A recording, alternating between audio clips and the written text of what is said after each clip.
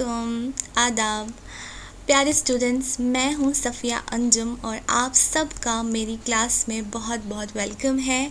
जैसा कि आप लोग जानते हैं, हम पढ़ रहे हैं general English for JKSSB post, okay, जिसका एग्ज़ाम जून में होने जा रहा है इंशाल्लाह आपका। ओके, तो आते हैं आज के जो टॉपिक्स हम डिस्कस करने वाले हैं। ओके, आज जो मैंने थोड़ा पैटर्न चेंज किया हुआ है, पहले तो हम प्रीवियस क्लास का रिवीजन करेंगे, उसके बाद हम टू द पॉइंट आज का बात करेंगे नए टॉपिक का, देन हम टिप ऑफ द लेक्चर बात करेंगे और लास्ट में हम प्रीवियस क्लास की क्वेरीज लेंगे। थोड़ा सा मैंने इसका पैटर्न चेंज कर लिया है, पहले प्रीवियस क्लास क्वेरीज लिया करते थे, अब लास्ट में लेंगे। ओके, तो करते हैं फिर शुरू। ठीक है, प्रीवियस क्लास में हमने क्या पढ़ा था? अच्छा, प्रीवियस क्लास में जाने से पहले आपको मैं सिलेबस दिखा दूं, जो कि हमने बेस रखा हुआ है FAA। बाकी सिलेबस के लिए भी, बाकी पोस्ट के लिए भी हमने बेस यही रखा हुआ है, दैट यू नो कि लेक्चर नंबर 1 जो है वो डिटेल्ड सिलेबस डिस्कशन है। आप वो देखना चाहते हैं या वहीं कहीं पे उसको नोट करना चाहते हैं, पहले वो देख लीजिए अगर आप पहली बार एक क्लास देख रहे हो तो। ओके, इसमें से हमने phrases we are done with, sorry, pronouns we are done with, not phrases, right? phrases we are done with, pronouns हमने कर लिया है, देन हमारा आर्टिकल्स भी हो चुका है जिसका हम आज रिवीजन करने जा रहे हैं, राइट? ये दो हमारे हो चुके हैं और अब हम जो है आज इंशाल्लाह जो है नया टॉपिक करने जा रहे हैं, जो कि है यूजेस ऑफ प्रीपोजिशंस।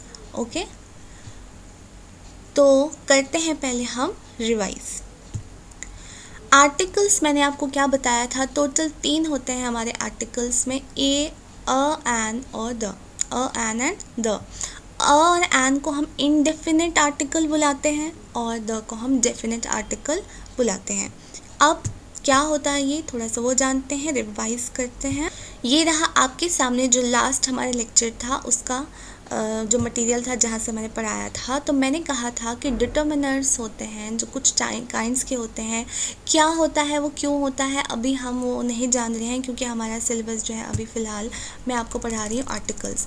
तो आर्टिकल्स उसमें से एक चीज़ होती है, एक काइंड होती है। ओके, तो आर्टिकल्स में हमने बोला था जो वर्ड्स एन और द होते हैं आर्टिकल्स, उनको हम बोलते हैं, और एंड द, एंड जो है वो इनडेफिनेट हम उसको कहते हैं, एंड द को हम डेफिनेट बोलते हैं। और एंड जो होते हैं वो कब यूज़ होता है? जब सिंगुलर प्रोनाउंस होते हैं। और जो होता है हमेशा तब यूज़ होता है जब एक कॉन्सोनेंट से वर्ड बिगिन करता है, शुरू होता है। कॉन्सोनेंट क्या होता है वो भी मैंने आपको बताया था कि कॉन्सोनेंट क्या होता है।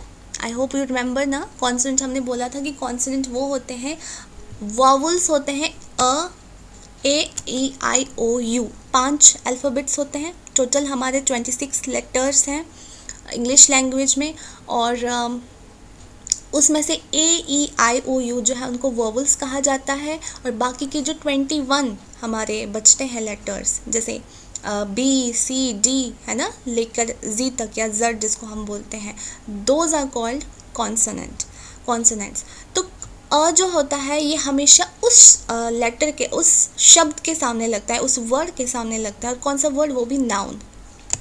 ठीक है, नाउन कौन सा हमने पढ़ा था? नाउन हमने बोला था कि किसी भी, कोई भी नेमिंग वर्ड, मतलब किसी भी चीज़ को जिसका हम नाम रख सके वो नाउन होता है। और अगर वो नाउन जो है वो कॉन्सोनेंट से शुरू होता है, जैसे फॉर एग्जाम्पल बॉल, B से स्टार्ट होता है, B कॉन्सोनेंट है, तो अगर B से स्टार्ट होता है तो हम पढ़ेंगे अ बॉल, जैसे B book, a peach, a dog, a fox, right? और लेकिन अगर वो A-E-I-O-U जो कि वॉवल है उससे शुरू होता है वो नाउन, देन वो विल यूज एन। ओके, जैसे कि for example N entrance, E है वो वॉवल है, A-E-I-O-U में शामिल है, right? An elephant, E vowel है इसलिए हमने एन का इस्तेमाल किया। देन हमने पढ़ा था एप्पल, A है तो मतलब वॉवल है तो हमने एन यूज़ किया। अम्ब्रेला, A-E-I-O-U जो लास्ट वॉवल है वो यहाँ से उसी से शुरू होता है ये word, that is why we have used an. उसी तरह से आइलैंड, यहाँ पे एस हम साइलेंट बोलते हैं, आई है तो आई है वॉवल में, सो यहाँ पर हम एन यूज़ करते हैं। आई होप यहाँ तक आपका रिवाइज हो चुका होगा जो लास्ट टाइम हमने पढ़ा था। अच्छा, हमने क्या पढ़ा उसके बाद? हमने बोला कि कुछ कॉन्सोनेंट्स, कुछ वॉवल्स ऐसे होते हैं जिनका साउंड कॉन्सोनेंट जैसा भी होता है और वॉवल जैसा भी होता है। हम वहाँ पर अ यूज़ करते हैं, हालांकि वो वर्ड यूज़ होता है, स्टार्ट होता है that begins with a vowel, जैसे कि यूनिवर्सिटी, AEIOU, यू से स्टार्ट होता है जो कि वॉवल है, बट स्टिल हमने एन का इस्तेमाल नहीं किया यहाँ पे, वी यूज्ड अ। तो ये कुछ एक्सेप्शंस होती हैं इसमें, राइट, वो आपको ध्यान में रखना होगा। उसी तरह से यूनिफॉर्म, देन हमने we are taking a European vacation this summer, तो यहाँ पर भी देखिए है तो ई जो कि एक वॉवल है ना, और ये वर्ड स्टार्ट हो रहा है वॉवल से, बट यहाँ पर एन की जगह अ इस्तेमाल हुआ है, अ यूज़ हुआ है। वही रीज़न है कि कुछ जो वॉवल्स होते हैं, कुछ जो वर्ड्स होते हैं, कुछ जो नाउन्स होते हैं, वो जो होता है वो साउंड देते हैं किसका, उनका जो वॉवल होता है वो साउंड देता है एज कॉन्सोनेंट भी। तो ठीक है, यहाँ पर ये चीज़ें आपको थोड़ा ध्यान में रखना होगा, दीज आर एक्सेप्शंस। सेकेंड जो इम्पोर्टेंट बात थी मैंने बताई थी कि कहीं कहीं पर क्या होता है, साइलेंट एच होता है, जैसे कि आर, आर मतलब 1 घंटा, तो यहाँ पर हम आर पढ़ते हैं, हार नहीं पढ़ते हैं, ठीक है। एच को हम यहाँ पे साइलेंट करते हैं, हम सिर्फ OU आर पढ़ते हैं। और क्योंकि ओ से स्टार्ट हो रहा है, वॉइस क्या है, साउंड क्या है, ओ का है, आर है, तो इसलिए हम एन की जगह, अदरवाइज क्या है, एच है कॉन्सोनेंट, है ना, AEIOU ये 5 वॉवल्स है, इसको छोड़कर सारे कॉन्सोनेंट्स हैं सॉरी। तो है तो एच होना चाहिए, है तो कॉन्सोनेंट होना चाहिए अ, लेकिन हम यहाँ पे एन का यूज़ कर रहे हैं बिकॉज यहाँ पे एच जो है वो साइलेंट है, okay. And second same case, यहाँ पे honour, we read it as honour, not honour, honour नहीं पढ़ते, ऑनर पढ़ते हैं। एच हम यहाँ पे साइलेंट कर लेते हैं, तो अगेन एच है कॉन्सोनेंट, होना चाहिए अ ऑनर, बट हम इसको पढ़ते हैं an honour because of H silent है और वॉइस जो साउंड है वो ओ का आ रहा है। आई होप यहाँ तक आपको समझ आ चुका होगा।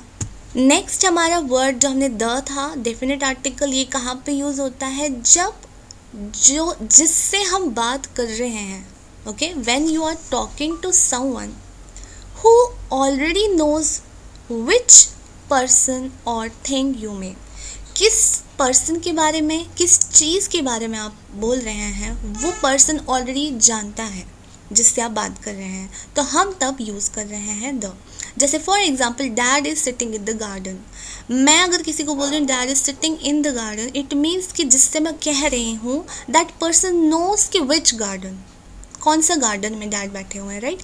Second, who made the mess on the carpet, okay, अगर हमारी मदर पूछ रही है कि किसने ये जो यहाँ पर क्या उनको बोल सकते हैं हम, जिसको खलारा बोलते हैं, कारपेट पे डाला है, तो it means we know what she is referring to, वो किसके बारे में बात कर रही हैं, that is why the mess, okay.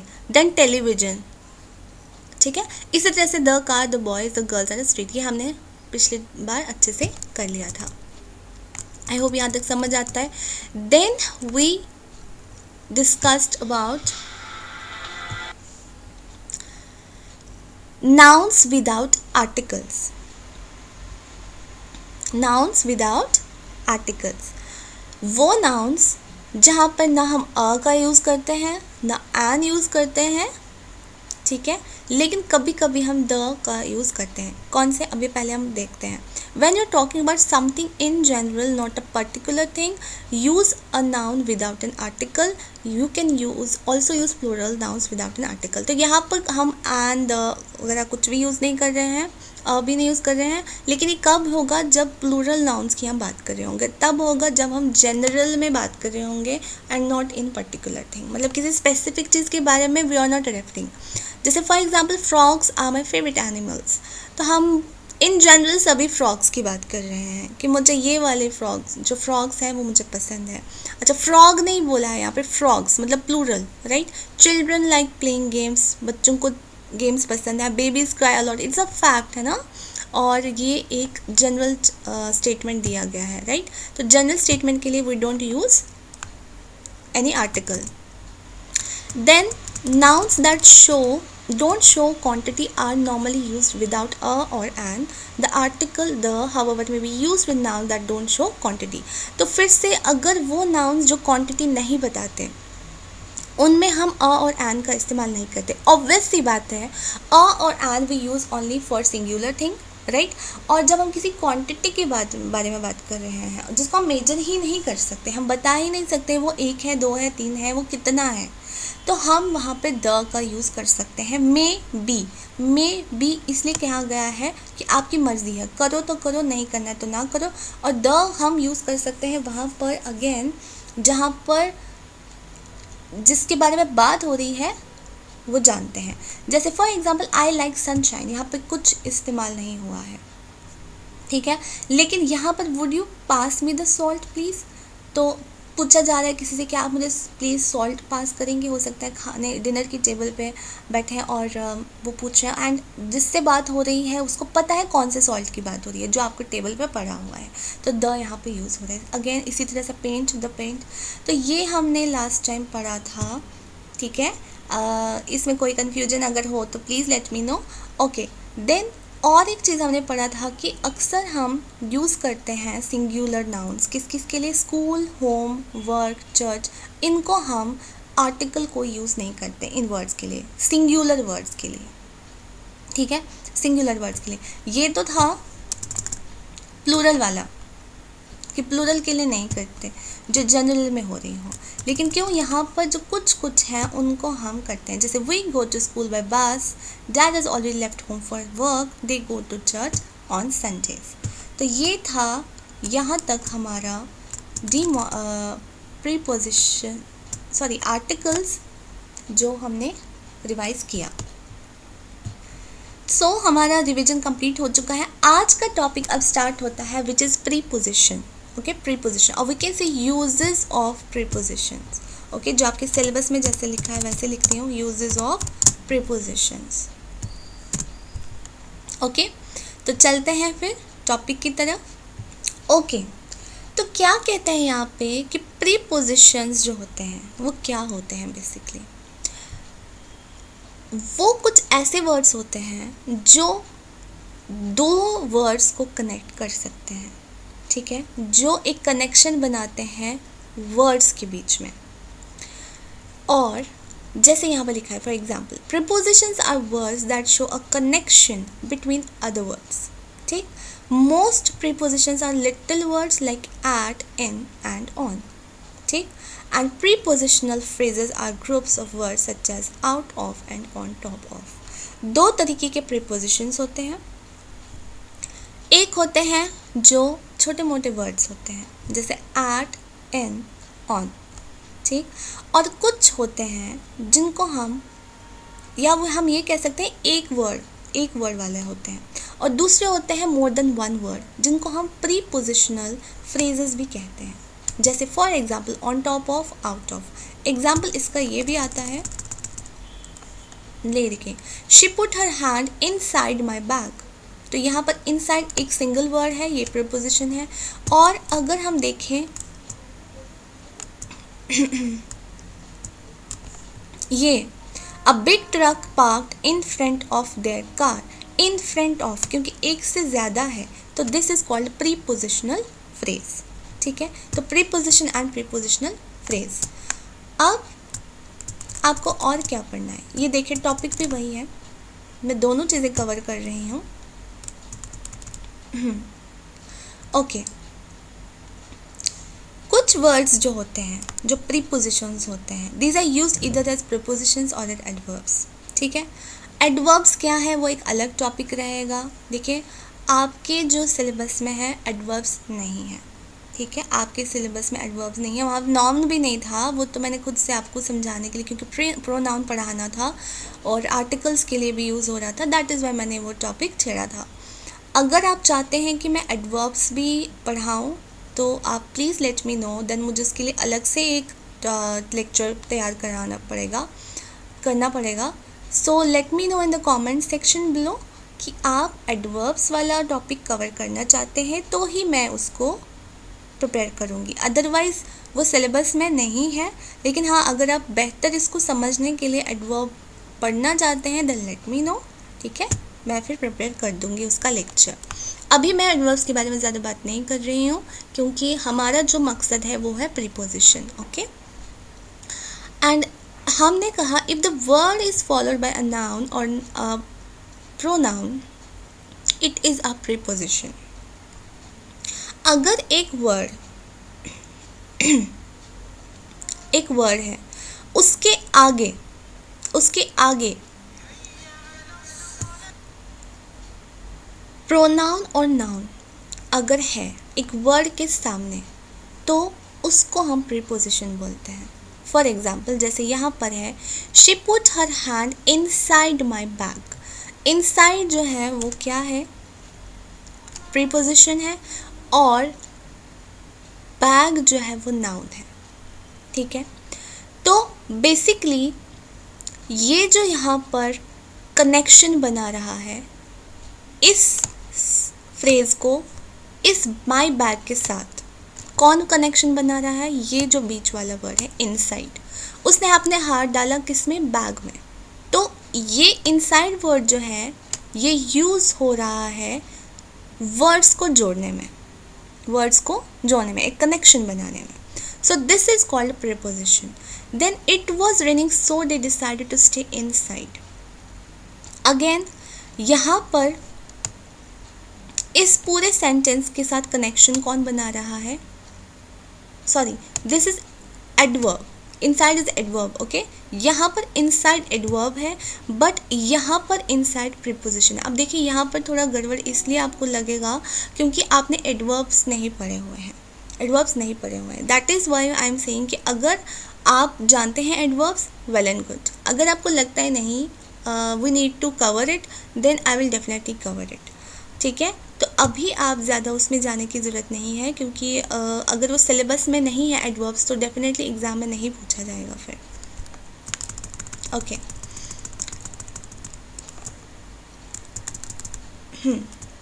Again हमें यहाँ पे पूछा जाता है look at this pairs of examples in each of the sentences mark preposition. This is a noun और प्रोनाउन आफ्टर द प्रीपोजिशन, है ना.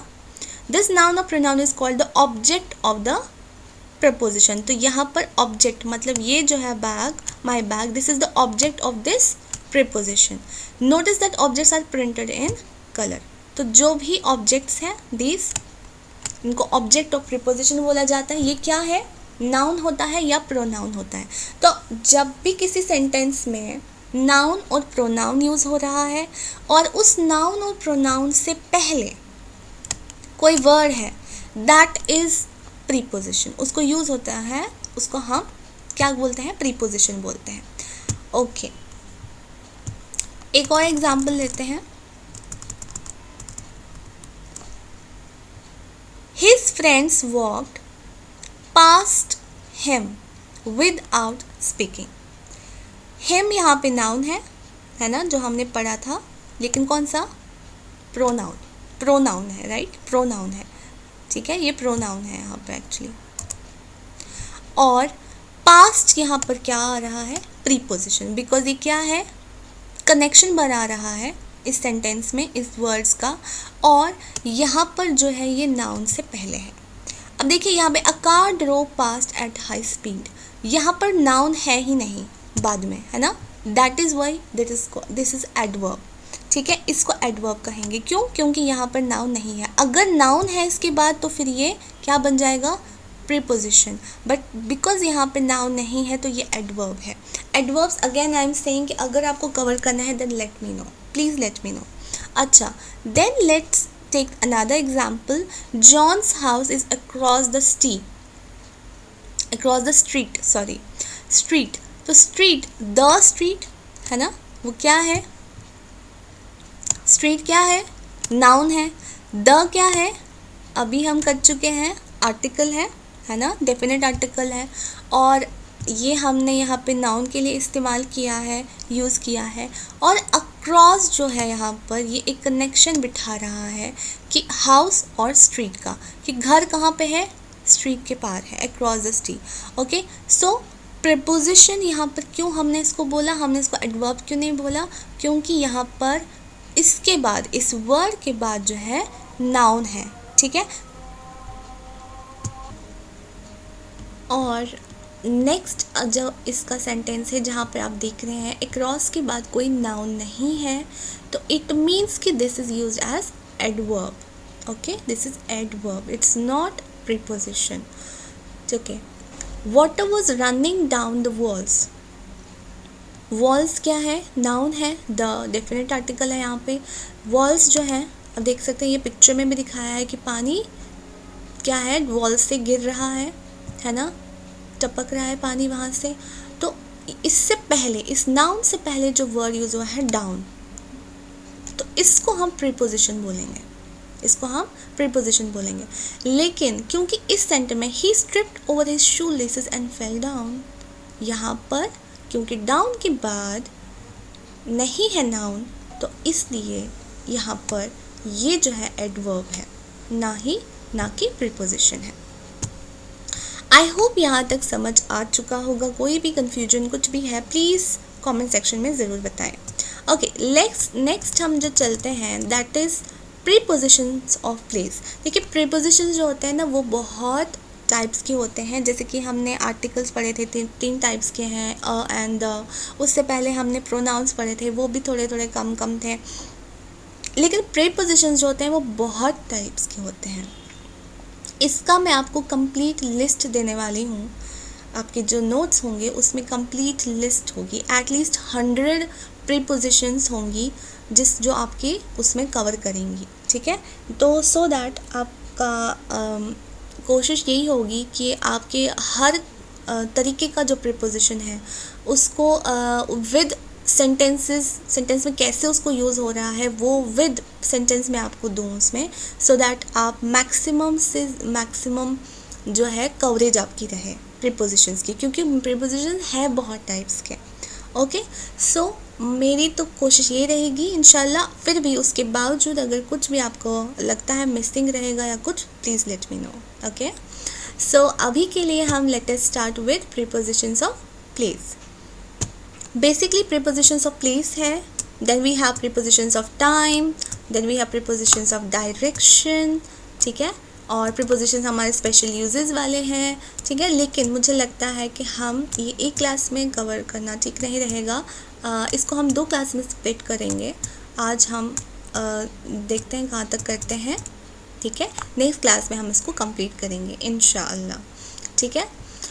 तो अभी के लिए प्लेस वाले स्टार्ट करते हैं। Okay, are you with me? Okay, some prepositions show where something happens. They are called prepositions of place.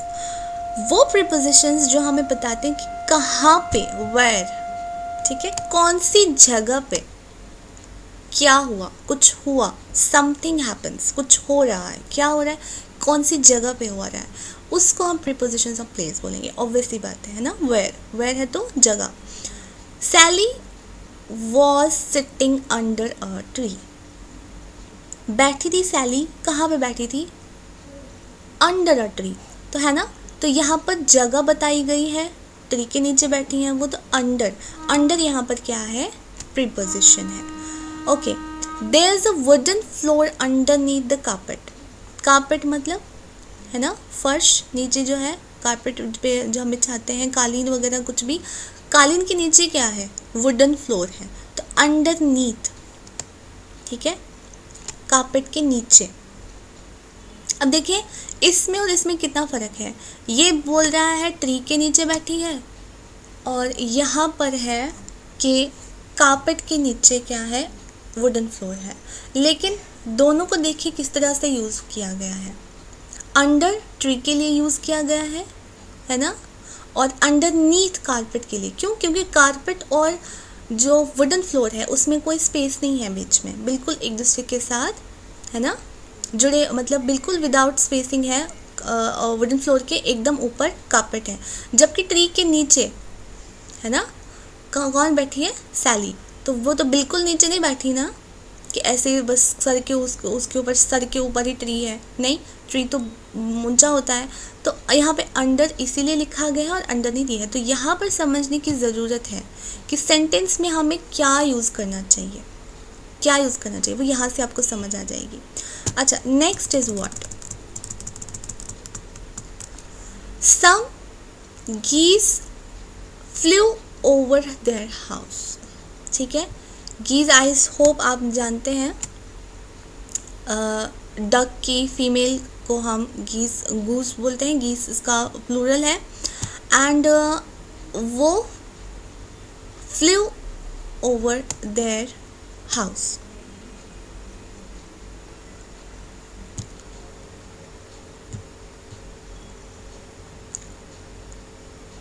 ठीक, अच्छा, अब आप कहेंगे कि वो फ्लू कैसे किया। देखिए, वो एग्जैक्टली डक नहीं होता है, ओके, डक लाइक होता है बर्ड, ओके, उससे डक से थोड़ा बड़ा होता है, जिसको गूस हम बोलते हैं। एंड गीस इज उसका प्लूरल फॉर्म। डक नहीं होता है बेसिकली, डक से थोड़ा बड़ा होता है, डक जैसा होता है।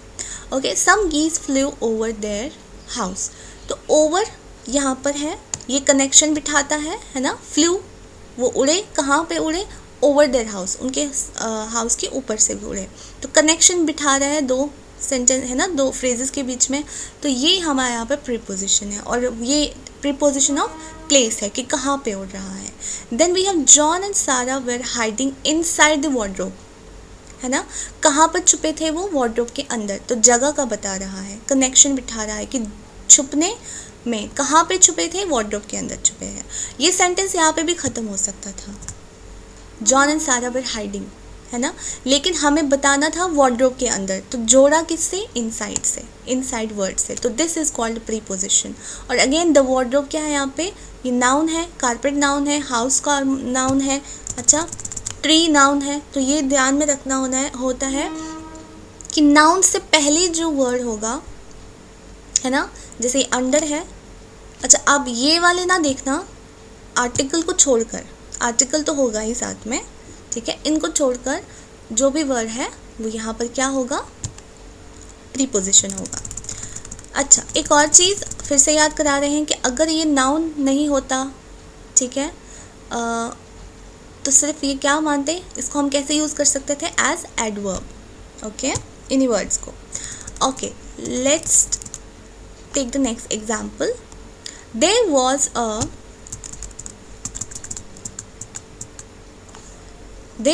a tree beside the river। तो ट्री कहाँ पे है, रिवर के पार, रिवर के बिसाइड मतलब उसके साथ ही है। तो बिसाइड क्या यहाँ पर है, प्रीपोजिशन है, क्योंकि नाउन से पहले है और एक कनेक्शन बिठा रहा है किसका, इस फ्रेज का इसके साथ, कि ट्री कहाँ है, रिवर के पास है।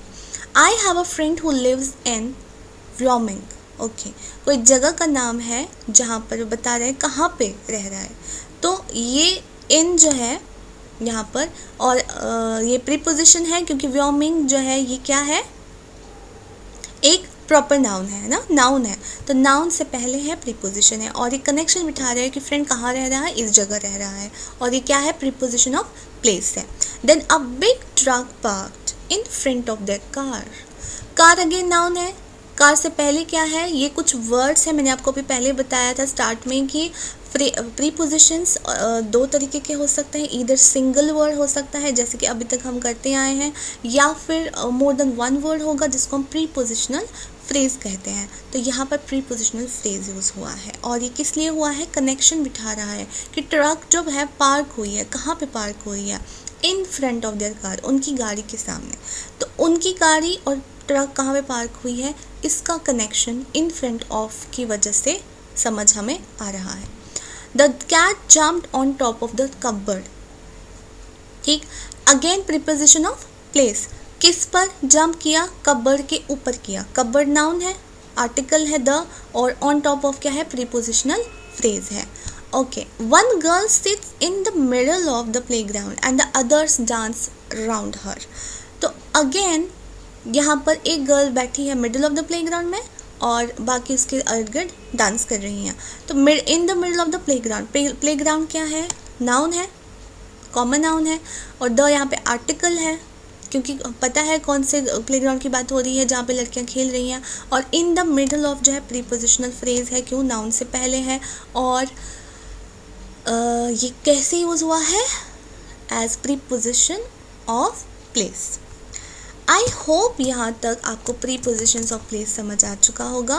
अगेन थोड़ा रिवाइज करते हैं कि प्रीपोजिशंस ऑफ, जो प्रीपोजिशंस हैं जो बताते हैं कोई चीज़ कहाँ पर हुई, क्या कहाँ पर हुआ, समथिंग हैपन्स कहाँ पर, वेयर, तो that is called prepositions of place. ठीक है, तो ये under, underneath, over, inside, beside, in front of, on top of, in the, middle of, ये सारी चीज़ें हमें क्या बताती हैं कि जो कोई चीज़ है, something happened, where did it happen. ठीक है, तो वो हमें ये बताते हैं। Then comes our prepositions of time. लंबी थोड़ी है थोड़ी class, but we have to do it. Prepositions of time, some prepositions show when something happens, they are called prepositions of time। पहले हमने क्या बोला कि कहाँ पे कुछ हुआ, कहाँ पर, there was where। ठीक है, अब है कब हुआ, when, then that is called prepositions of time। किस वक्त हुआ, कितने बजे हुआ, कब हुआ। ठीक है, वो होता है prepositions of time। Okay, examples लेते हैं हम। School starts at 9 o'clock। ठीक है, एट कनेक्शन बिठा रहा है किस चीज़ का, स्कूल स्टार्ट हुआ कितने बजे हुआ, एट 9 o'clock, 9 बजे हुआ, right. I brush my teeth in the morning and at night. मैं अपने दांत ब्रश करता हूँ सुबह और शाम। ठीक है, कनेक्शन बिठा रहा है कि आपने टीथ ब्रश तो करते हो, कब कब करते हो, in the morning, at night. Morning के साथ हमेशा इन लगता है और नाइट के साथ हमेशा एट लगता है। अगर याद रखने में मुश्किल हो रही है तो याद ये रखिए कि नाइट के एंड पे आता है टी, तो एट के एंड पे भी आता है टी। इन और एट में अगर आपको गड़बड़ हो रही है, कभी कभी हम कहते हैं आई ब्रश माई टीथ, काफ़ी मैंने देखा है कि होता है गड़बड़। I brush my teeth in night भी कुछ लोग लिख लेते हैं गलती से। It's okay, it's completely okay, हम सीख सकते हैं। ठीक है, तो अगर आपको कन्फ्यूजन हो रहा है, याद नहीं रह रहा, तो आप इतना याद रख सकते हैं कि नाइट का टी और एट का टी, तो नाइट के साथ हमेशा एट बैठता है, एट जाता है, ना कि इन। मॉर्निंग के साथ हमेशा इन जाता है। ठीक है, then We are going to the zoo on Saturday। कब हम जा रहे हैं जू, सैटरडे को। तो एक कनेक्शन हो रहा है कि हम जू तो जा रहे हैं, कब जा रहे हैं, सैटरडे। ये बता रहे कि कब हो रहा है, when I'm going to the zoo, when, on। ठीक है, उसके बाद no you can't watch a video, it's past your bedtime already। Again यहाँ पर एक कनेक्शन बिठा रहे हैं कि आप क्यों नहीं देख सकते वीडियो, क्यों, क्योंकि ऑलरेडी टाइम हो चुका है सोने का। तो पास्ट यहाँ पर यूज़ हुआ है एज प्रीपोजिशन। प्रीपोजिशन यानी कब, टाइम हो चुका है। ठीक है, अच्छा, आप बैड टाइम से ऑलरेडी आगे हो। I visited my grand parents during the summer. Visit किया ग्रैंड पेरेंट्स को, कब किया, ड्यूरिंग द समर किया। ठीक है, अगेन यहाँ पर बताते हैं कब, तो वो है ड्यूरिंग, टाइम बता रहे हैं, समर में किया था। You must finish the work by Friday. आपको फ्राइडे तक काम खत्म करना ही होगा, बाय तक। देखो ये चीज़ें बहुत ध्यान देने वाली है। बाय फ्राइडे का क्या मतलब होता है कि फ्राइडे तक आपको काम कंप्लीट करना है। ठीक है, तुम्हारे पास फ्राइडे तक का टाइम है, कर लेना। तो वहाँ पर हम बाय यूज़ करते हैं। Okay, then we I do my homework before dinner. ठीक है, ये भी बताता है कब करेंगे होमवर्क, डिनर से पहले करोगे, तो क्योंकि ये टाइम का बता रहा है, तो it is preposition of time. Mom can you help me with my homework, not now, you will have to wait until this afternoon. ठीक है, तो इस आफ्टरनून तक तुम वेट करो। until this afternoon.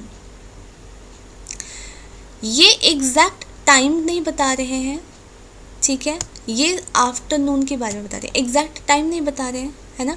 लेकिन यहाँ पर पता है फ्राइडे है, ठीक है, तो यहाँ पर बाय हमने यूज़ किया, यहाँ पे हमने until यूज़ किया, ठीक। आई होप यहाँ तक समझ आ चुका होगा। देखिए अगेन आई एम सेइंग कि ये जो टॉपिक है ये वाला थोड़ा सा आई वोंट से कि मुश्किल है, क्योंकि मुश्किल तो कुछ भी नहीं, अगर इंसान कोशिश करे, इंसान ठान ले, और अगर हम अपना माइंडसेट सही रखते हैं तो कुछ भी मुश्किल नहीं है। लेकिन हाँ, थोड़ा सा हमें इसमें मेहनत की ज़रूरत ज़रूर रहेगी। तो एक पूरा list I will be giving you, जिसमें आपके बहुत सारे एग्जाम्पल्स भी होंगे आपकी पीडीएफ में, जो आपको नोट्स मिलेंगे, बहुत सारे एग्जाम्पल्स होंगे। ये तो कुछ कुछ एग्जाम्पल्स है, इससे भी ज़्यादा मैं आपको एग्जाम्पल्स देने वाली हूँ, सो दैट आपका जो हर मुमकिन सेंटेंस है वो कवर हो जाए। तो मेरे प्यारे स्टूडेंट्स, यहाँ पर इसको देखकर घबराने की बिल्कुल आपको ज़रूरत नहीं है। इंशाअल्लाह ताला ये आपको बिल्कुल आपका क्लियर हो जाएगा। हम बहुत सारी प्रैक्टिस करने वाले हैं, बहुत इसके एक्सरसाइजेस करेंगे, बहुत एग्जांपल्स होंगी इंशाअल्लाह ताला। एंड उससे क्या होगा कि आपके जितने आप ज़्यादा एग्जांपल्स करेंगे उतने ज़्यादा डाउट्स आपके क्लियर होते जाएंगे। तो यहाँ तक थी हमारी आज की क्लास। अब हम थोड़ी सी क्वेरीज लेते हैं पिछले क्लास की। सबसे पहले तो ब्लेसिंग्स टू ऑल। आप लोग दुआएं देते हैं हमें, बहुत अच्छा लगता है मुझे आप लोगों की दुआएं। ट्रस्ट मी, बहुत ज़रूरत भी है आपकी दुआओं की। अपनी दुआ में ज़रूर याद रखिएगा, अगर याद रहे तो कोई ज़ोर ज़बरदस्ती नहीं है, कभी कभी कर लिया कीजिएगा, ओके। एंड हमारे दिल से आपके लिए बहुत बहुत दुआएं, बहुत कामयाबी मिले आप लोगों को इस दुनिया में भी और आखिरत में भी, आप सबको। और मुझे बहुत खुशी मिलती है आप लोगों के जब मैं कमेंट्स पढ़ती हूँ, बहुत अच्छा लगता है। Thank you so much. And simple notes की बात हुई थी कि स्टूडेंट्स आपको पसंद है सिंपल नोट्स, तो okay, definitely, because I am working for you people. तो अगर आपको सिंपल नोट्स पसंद है तो डेफिनेटली सिंपल ही रहेंगे, ओके। एंड नेक्स्ट था कि एक क्वेश्चन आया था कि मैम यहाँ पर वेट, हाँ जी, तो क्या आया था कि मैम यहाँ पर क्या आएगा, कन्फ्यूजन था। अच्छा, मैं नाम लेना चाहूँगी कि कौन थे वो जनाब जिनको कन्फ्यूजन आया था। जी, रईस अहमद भट्ट। रईस साहब, आपके जो क्वेश्चन था, Jenny always makes bed by herself. यहाँ पर हमने हरसेल्फ इसलिए इस्तेमाल किया है क्योंकि जेनी ऑलमोस्ट अक्सर लड़की का नाम होता है ना। हिमसेल्फ या हरसेल्फ ही आ सकता है, दोनों में से एक आ सकता है। तो जैन ऑस्टिन, एक क्योंकि अक्सर जैन या जैनी हम इसको बोल सकते हैं। जैन ऑस्टिन जैसे फॉर एग्जांपल नाम होता है तो लड़की का होता है, तो इसलिए हमने ये अज्यूम करा है यहाँ पे कि लड़की का नाम है। सो यहाँ पर हमने हरसेल्फ लिखा है, ओके। इसमें अगर और कोई कन्फ्यूजन है आप पूछ सकते हैं, वैसे आंसर तो इसका यही रहेगा, ओके। देन हमारा एक और आया था, mark is the only. Exercise 2 question number 5 जो कि कार्तिक वशिष्ठ ने पूछा हुआ है। कार्तिक साहब, आपके जो क्वेश्चन है, mark is dash only child in the family. आपने कहा कि मैम एन भी तो आ सकता है, ठीक है, क्योंकि ओ है तो क्योंकि वॉवल है तो एन भी तो आ सकता है। जी बिल्कुल, आपने सही समझा, एन आ सकता था, ठीक है, एन भी आ सकता था। एन और द में यहाँ पर जो है दोनों आ सकते थे, लेकिन अगर ये सिर्फ यहाँ तक होता तो एन आ सकता था। Mark is an only child, ठीक है। अगर mark is an only child है तो इट मीन्स कि मार्क जो है वो इकलौता बच्चा है, ठीक है। और mark is the only child का मतलब इन द फैमिली, मतलब कि वो इकलौता बच्चा नहीं है, मतलब उसकी सिबलिंग्स हैं, लेकिन हाँ वो बड़े हो सकते हैं, मे बी वो अब अडल्ट बन चुके हैं और अब भी, लेकिन बच्चों में सिर्फ वो है अभी छोटा। ओके, सो अगेन मैं बोल रही हूँ, mark is an only child in the family का मतलब रहता है, ओके लेट मी, हो सकता है कन्फ्यूजन हो,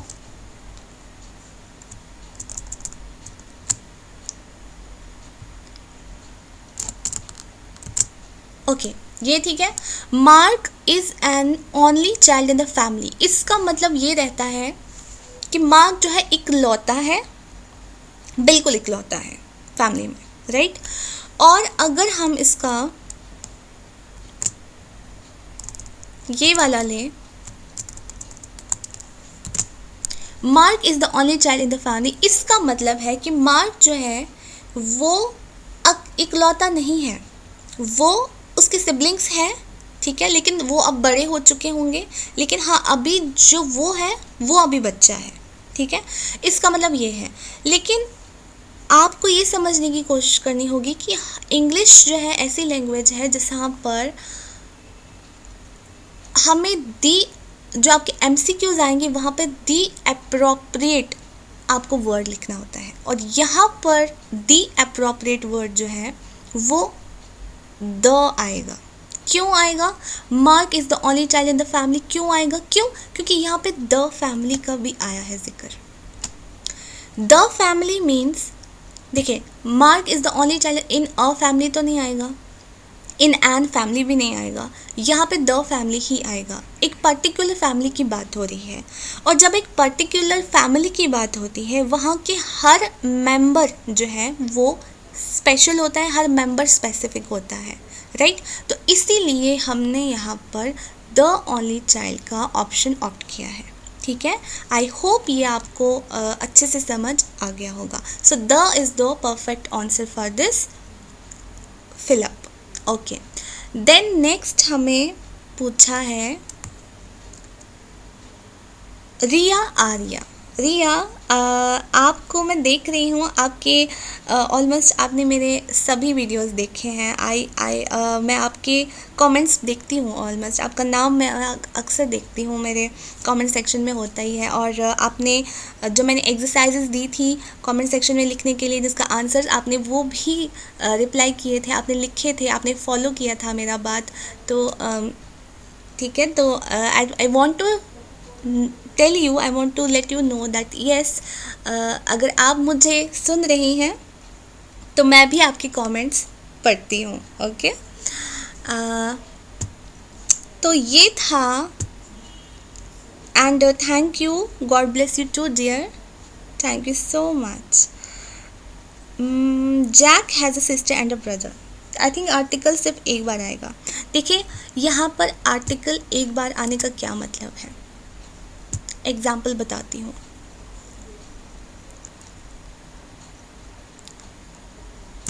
I have a black and white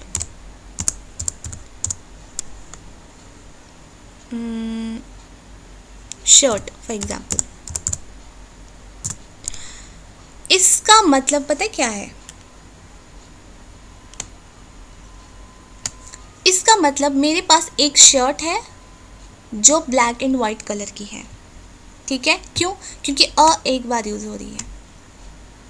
लेकिन अगर मैंने इसको यहाँ पे अ लिखा, आई have a black and a white shirt, it means मेरे पास एक ब्लैक शर्ट है और मेरे पास एक वाइट शर्ट भी है। सो दोनों में फ़र्क है। सिमिलरली यहाँ पर लिखा गया है जैक हैज़ अ ब्रदर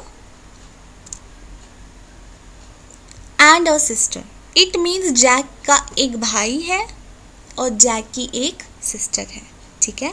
तो ये लिखना बिल्कुल गलत होगा अगर हम यहाँ से अ हटा दें, अगर हम अ हटा दें और हम लिखें कि Jack has a brother and a sister, it means कि उसका जो भाई है वो उसकी बहन भी है। तो ये तो बिल्कुल ही इनअप्रोप्रिएट होगा ना, गलत होगा। सो यहाँ पर जो है क्या होगा सही, ये कि उसका एक भाई है और एक बहन है।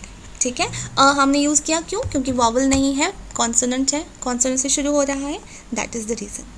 आई होप आपकी क्वेरी सॉल्व हो रही है। और लेट मी टेल यू, मुझे बहुत बहुत पसंद आता है कि आप लोग पूछते हैं। It means you are seriously studying, you are seriously interested and you are seriously involve. आप इन्वॉल्व हो रहे हैं पढ़ाई में, ये वन वे वाला नहीं है। मैं सिर्फ पढ़ा रही हूँ और आप बस सुन रहे हैं, ऐसा नहीं है। हमारा इवन हमारा डायरेक्ट कॉन्वर्सेशन नहीं है, बट इनडायरेक्टली भी we are involve with each other and I appreciate it. मुझे बहुत अच्छा लगता है and I want all the students to participate. कहीं पे भी आपको कन्फ्यूजन है, let me know. Okay, you are most welcome and yes, thank you so much। आवाज़ के लिए तारीफ़ करने का थैंक यू सो मच। मेरा अपना कुछ भी नहीं, सब अल्लाह ने दिया है, ऊपर वाले ने दिया है, मेरे रब ने दिया है, मेरा अपना कुछ भी नहीं है, ट्रस्ट मी। ठीक है, एवरीथिंग इज़ फ्रॉम हिम।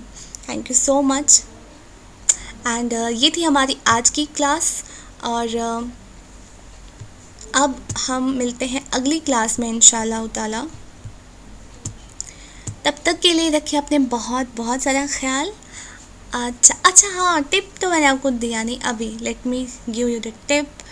ये है टिप हमारा आज का, ईट the ugliest frog first. What does it mean? It means कि जब भी आप स्टडी स्टार्ट कर रहे हैं, अगर आप सुबह पढ़ रहे हैं या सबसे पहले जो आप स्टार्ट कर रहे हैं, जो आपका स्टार्ट है, मतलब चाहे वो आप रात से स्टार्ट कर रहे हो या सुबह से स्टार्ट कर रहे हो, तो eat the ugliest frog first. ऐसे तो मैं I am a morning person, मुझे मॉर्निंग में उठकर पढ़ाई करना या कोई भी काम करना बहुत अच्छा लगता है, बट हर किसी का अपना अपना होता है। कभी कोई नाइट पर्सन होता है, कोई मॉर्निंग पर्सन होता है। बट जब भी आपका स्टार्ट है, मतलब जब वी आर स्टार्टिंग अपना जो स्केड्यूल है, अपना स्टडीज़ जो we are starting for the day, तो eat the ugliest frog first, मतलब जो सबसे ज़्यादा मुश्किल आपको लगता है ना, स्टार्ट विद दैट। उससे क्या होता है, दैट टाइम जब आप स्टार्ट कर रहे होते हैं, उस टाइम पे हमारी एनर्जी लेवल हाई होती है, हम फ्रेश स्टार्ट कर रहे होते हैं, हमने खाया पिया होता है अच्छे से, अभी हम सोकर उठे होते हैं और हमारा माइंड जो होता है हाईली एक्टिव होता है, राइट, हाईली ब्रेन एक्टिव होता है हाईली, और वो ज़्यादा से ज़्यादा उस टाइम पे काम करता है।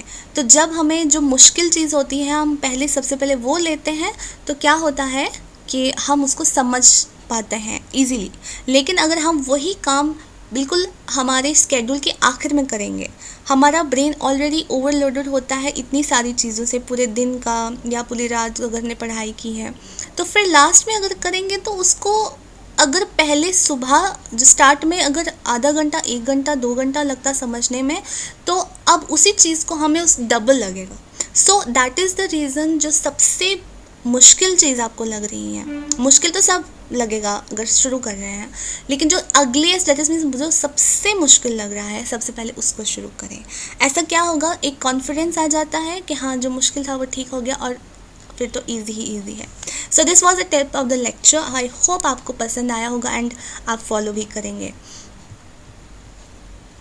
सो मिलते हैं इंशाल्लाह अगली क्लास में। तब तक के लिए अपना बहुत बहुत बहुत ख्याल रखें। Take care, love you all, bless you all. अल्लाह ताला आप सबको बहुत हिदायत दे, आपको सही रास्ते पे चलाएं और आपको बहुत ढेर सारी खुशियाँ और कामयाबियाँ दे। ओके, ठीक है, तो मिलते हैं इंशाल्लाह। दुआ में ज़रूर याद रखिएगा। अल्लाह हाफिज़, गुड बाय।